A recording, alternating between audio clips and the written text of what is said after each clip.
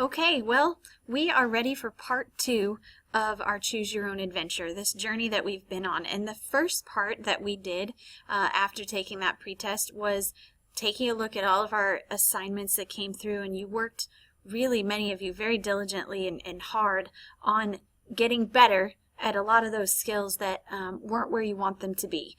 Very independent work. And now we're going to move into more of an independent and collaborative style of learning. And so if you'll get your learning contract out and take a look at the front of where we are now, and you'll see that you've got the list here of all of the texts that are in our collection 3 dealing with disasters. And you've got some must-dos right here. Okay, and these must-dos are the poems and a history writing by Walter Lord from A Night to Remember. What we've done is we've taken each text and we've told you the key skills that those texts cover. And so they match all of those different assignments that you got. So you can always go back and look at the skills you didn't do well on, and then compare it to what text might be good for you to now try to apply it to real life text, complete texts. And so we've got several here, and you have to do the first 2, but then you get to select from the rest of them a minimum of 1. I would love to see you challenge yourself and read more than that. Get through as many as you can. But I do want to point out that these close reader ones are ones that are even more difficult text than what's already in the textbook. So as you're selecting, those of you that did fairly well on that pretest, you need to be pushing yourself to do these close readers. As we look, you also have this vocabulary. You need to know all of these. We've broken it down. 1 week, you're going to memorize these. The next week, you're going to memorize these, and then the next week, we'll memorize these. And what we want for that is, and it may even be less than a week at a time as you get used to it, but it's really like your math facts. We want you to be able to just say the definition offhand, because once you have that and it's kind of ingrained in your vocabulary, these questions are showing up in, or these words are showing up in the questions, okay? So that you're being asked, and they're not going to go away anytime soon. These are going to show up on ACT, SAT, and just in your language arts classes from here until you're done with language arts. On the back, you've already done the online assignments, but we're going to take a look at the collection 3 selections. Again, we've listed them all over here. The first 2 are the ones you have to do, and then the rest are all those choice that you get to make. It's just like our online assignments. You'll keep track of what you did here. Okay, and again, not all of them are available for every text. I'm pretty sure every text has a skill lesson, and they all have analyzing the text questions, but it's these 3 here in the middle that are hit and miss, whether they're available in the text or not.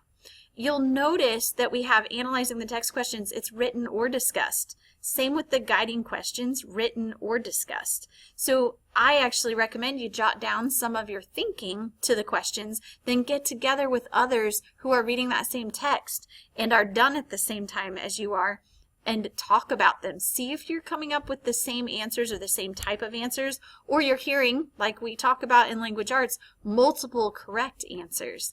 But it's also definitely important to correct each other if you really think somebody's thinking isn't on target. So this is kind of where we're starting, but I want to remind you how to use your textbook online. Now, this is my student version where I took that pretest, and you can see all my stuff is due soon. But what I want you to think about now is, now that you're done with all these activities that require Flash, you don't have to deal with Puffin anymore. Go with Internet Explorer or Chrome. I think Chrome is the recommended one, but I haven't really had too many problems with Internet Explorer.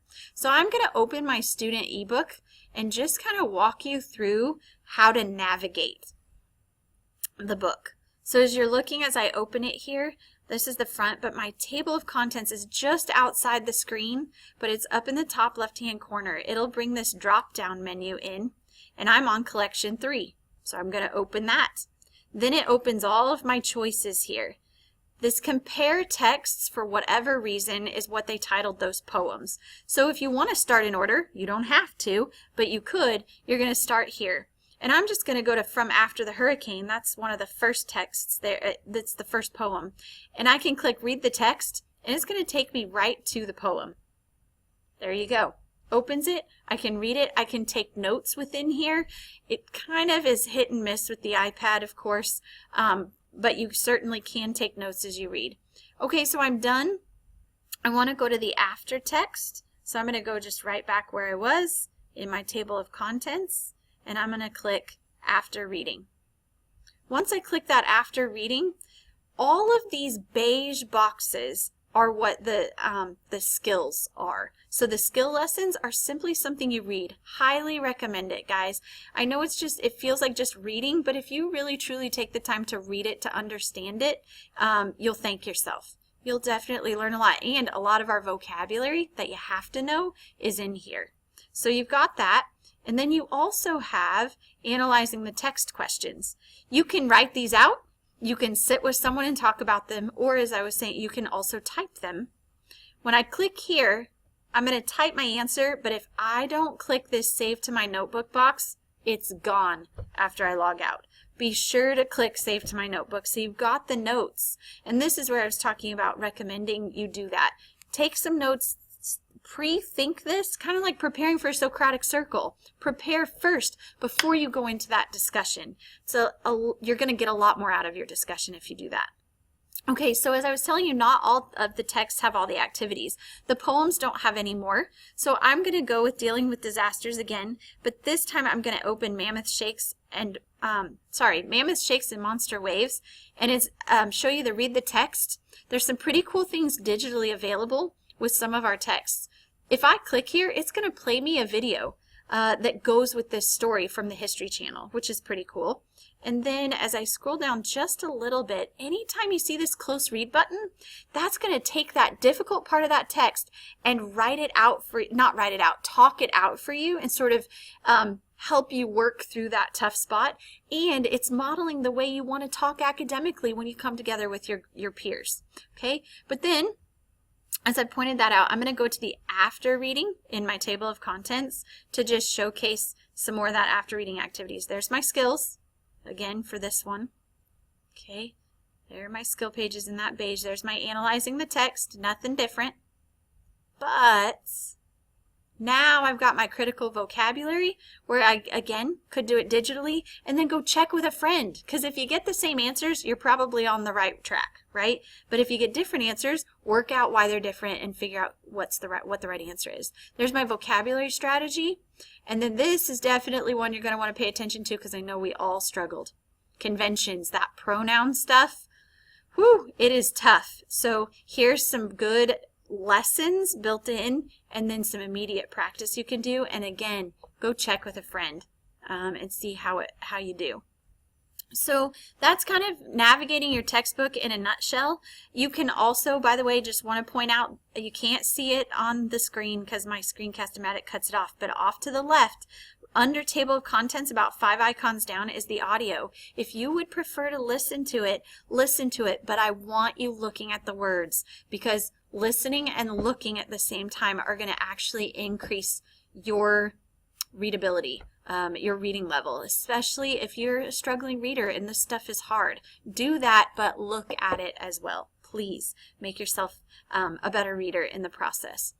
That's sort of in a nutshell what we're going to be doing. It is going to take some time to collaborate and figure out who's reading what and when so that you really do have some peers to talk to. And I'm going to want you to pick people you aren't always with, too. I don't want you waiting around for your friend to finish. I want you to go with who's working towards similar goals and who's at the same pace you are. And we'll talk more about the grouping and classroom environment because it's going to get a little noisy, but we also have to protect those who are reading and trying to read independently. So we're going to have to talk about noise level and group discussions. And I'm trusting that you're on task a lot more, especially as you get into groups. So hopefully this helps give you a glimpse of this. You're going to have some book talks that I've provided, not really book talks, text talks, that I'll walk through all the texts in the collection because they're pretty awesome. All right, that's it, and I'll see you soon.